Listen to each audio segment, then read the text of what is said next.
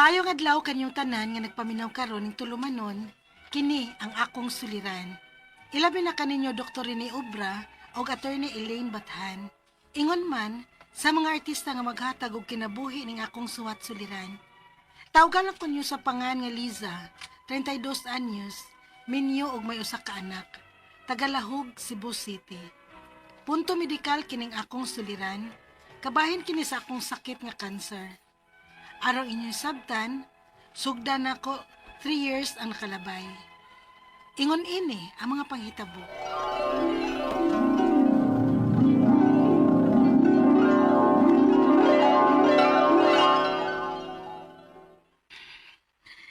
Ngano man ni, uy? Lisa, daon sa man kang nagsige makakikap sa imong liog. Sakit manggod kaayo kong liog, ma. Mao ba? Basig sa porma na nimo sa imong pagkatog, day. Mao siguro, no? Imni na lang nag-pain reliever, oy. O muscle relaxant. Basig mawagtang ra ng sakit.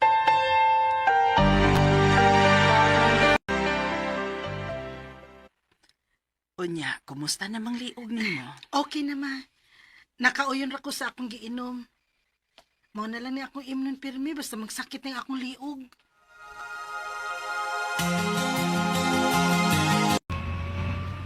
Han, manghihi sa ko. Hagi sa tao gasoline station. Ha? Kabago pa nimo nang ngihi? Sa man gibusaw ka? Basin. Uy, Kamay na lang gani kaya kong maihi. Niyahan, sakit ba ya ipangihi? Duda na ko ba? UTI ra ni.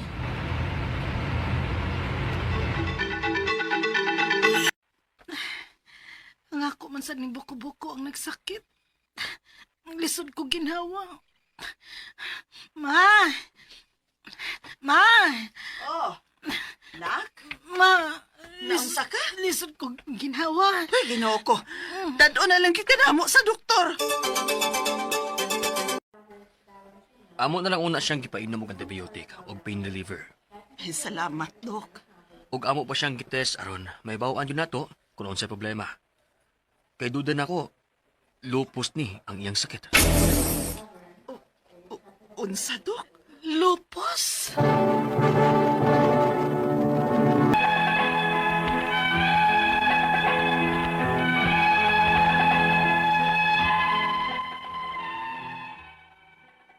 Duda pa lang to sa doktor nga lupus ang akong sakit. Pero gipaabot pa gyud namo ang resulta sa lab test. Lima ka doktor ang ni-check up nako. Ug nahibaw-an nga endometriosis ang finding sa doktor. Polyp sa gallbladder o complicated UTI. Pero dili pa pwedeng makuha ang polyp kay 0.7 cm pa man. Waton pa nga moabot og 1 cm. Unya, Nak, kumusta naman ka? wa na hinong ko maglisod og ginawa, ma. Pero muhilab lang ang akong tiyan kada human akong inom sa tamban. Antos-antos lang sa gyud kamay, nak. Kung saong kinahanglan man nga mo inom ka gyud tambal. Sakit man ako dukhan. Nga naman sa dukhan eh. Wala. Unsa man ning naibugol sa akong dukhan. Kinuha ko. Nga naman gani.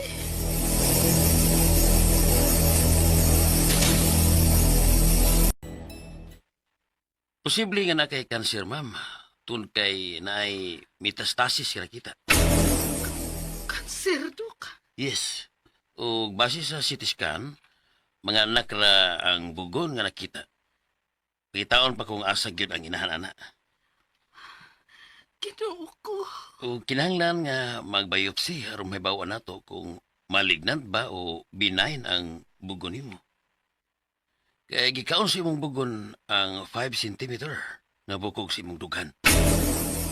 Kinuha ko.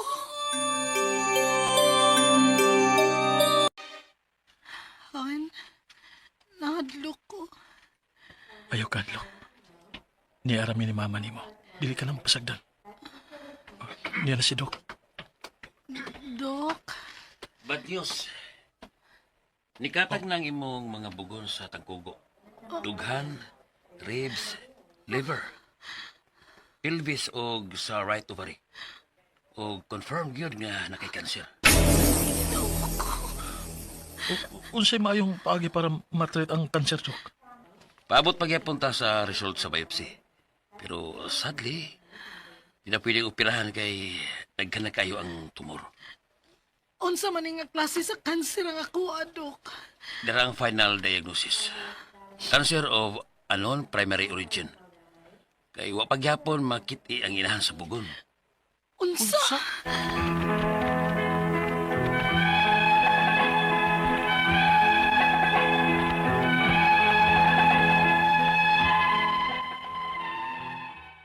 Ang tud karon, wa paghapon ko makasabot kung unsay angay na kong buhaton.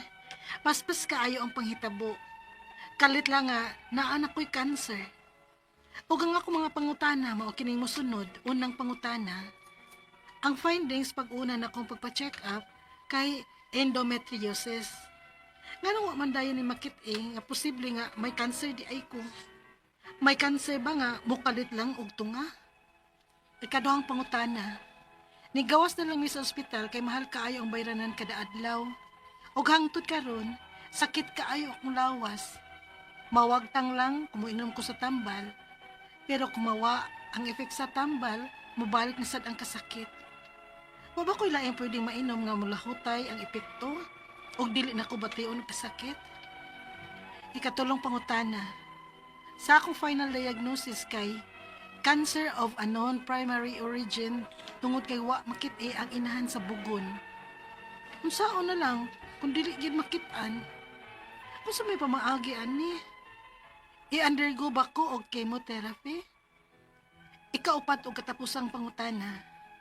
Base sa akong mga symptoms, unsang klasiha sa cancer ang posible nga ni anak ko? Palihog, tabangi ug tampagi ko.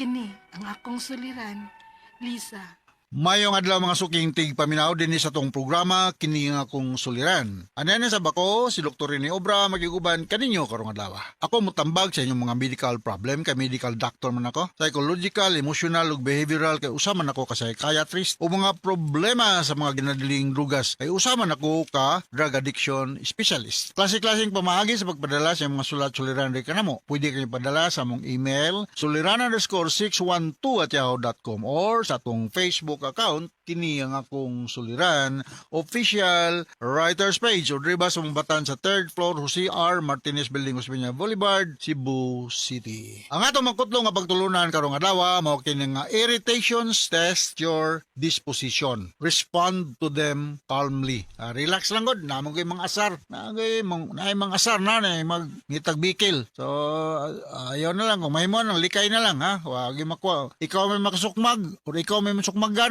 Way ayaw yun. Way ayaw yun. So, mas wanag yun ko mo sa maglikay na lang, ha? Okay? So, nga itong magtatampo ko ng lawa, si Lisa, 32 years old, married, may usak anak, taga-Lahog, Cebu City. Ito kini sa iyang private part, no? Musta naman yung mga taga-Lahog, no? Mga taga-Apas. Dr. Virilio Sinisa, si Dina Sinisa, Colonel June Albisa, Dr. Kin Siliona, Colonel sa pamaylay mga Colonel Nap Camacho. Tagad mga kailan sa Lahog, no? Lahog ngadto na paingon sa ibabaw dito ni Honorable Judge Eric Min Chavez mayang pagpaminaw. Okay, so unang pangutana ni Lisa. Ang finding pag-una na kong pa-check up kay endometriosis. Manang wala man dayon makit-i nga posible nga may cancer day ko. May cancer ba nga mukalit lang og tunga? Well, ang kanang cancer usually magsugod na siya benign. Dili man na siya dayon nga mahimo dayong cancer, no? So, ang kanang malignancy mabitaw nang mayo nga mas maayo nga operahan dayon para dili mo deteriorate mahimong malignant or cancer. Bisan ka ng cancer na gani kung inside to pa wa pa mo kametastasize, medyo di pa kay grabe. Pero kung any form of cancer nga nakametastasize na meaning nakalamay na sa ubang parte sa lawas, medyo na problematic na gagaayo. So, mo na ako kay kasturya nimo, dili kay outright nga kay kaning endometriosis nga mong giingon. out di ba siya cancerous dayon no kanang outgrowth ni siya ang bali ang lining sa imong uterus ang tissue nga naasod sa imong uterus for some reasons makitaan sa gawas sa uterus ano mahitabo man ning yun ani ang ingon sila nga kana kunong menstrual blood kunong mubalik kuno mura bag mo gitawag nino retrograde menstruation mura ba kanong mubalik pag flow sa fallopian tube mubalik kanto sa pelvic area unya instead nga mo gawas kaingon na sa sod mo kuno na usas mga hinungdan anapay mga something to do with immune system o katong niagi og mga operasyon usa po nas mga adverse effect og mga genetic no mga problema no so mao na nga dili gina outright na himong cancerous no it will take time because benign ngadto sa malignant ikadong pangutana nigawas na lang mi sa ospital kay mahal kaayo ang bayranan kada adlaw og hangtod karon sakit kaayo ang akong lawas na wag tang lang kung moinom ko og tambal pero kung mawala ang effect sa tambal mobalik na sad ang sakit wala ba koy laing pwedeng mainom nga mo lahutay ang epekto og dali nako bation og sakit well for sakit you have to take analgesic no sa ako nang ginaingon naa tay mga non-opioid analgesic kanang mefenamic acid acetaminophen ibuprofen paracetamol pero kung katong grabe na gyud usahay ako mo resita ko aning mga tramadol, oxycodone, morphine, morisita ko na anak na ako'y mga PTSD ng mga pasyente, mawalagi na, tagang sakit-sakit nga, dili na maayo og mga mepinamic lang, tagaan na kong morphine, mapalit mga morphine, but regulated ni siya. So, expected na kung naka-endometriosis, nagyo kay pain. Kanang inadministrate ni mo, grabe, unya, kanang daghan kayo. Sobra ka normal nga pads ang gamiton. Unya, kung pananglitan, mo defecate ka or mo urinate, sakit. So, mauna ang telimadon nga naka-endometriosis. No? Unya, chronic ni siya. Chronic ni siya. Na, for some cases maka-add-on ni siya sa inyong possibility mo develop og kining ovarian cyst no mga obegahin ni ang mahayo mo speaker niya ni maning kamot pug ko ya lahi ra ni siya sa PCOS katong PCOS lahi ra po to siya sa mga babae lang gyapon to pero lahi po tong PCOS lahi po ning endometriosis no kining PCOS daghan kayong androgen sa iyang lawas makakos na siya multiple cyst formation sa ovary so ang endometriosis para masabtan ta ang tissue lining sa sa uterus makita nimo sa gawas for some reasons ikatulong pangutana sa akong final diagnosis kay cancer of unknown primary origin tungod kay wala makitaan ang inahan sa bugon unsaon na lang kung dili gyud makitaan unsa may pamaagi ana i-undergo ba ko og chemotherapy ato mga oncologist ang mga expert ni ani kuan kining katuningan niya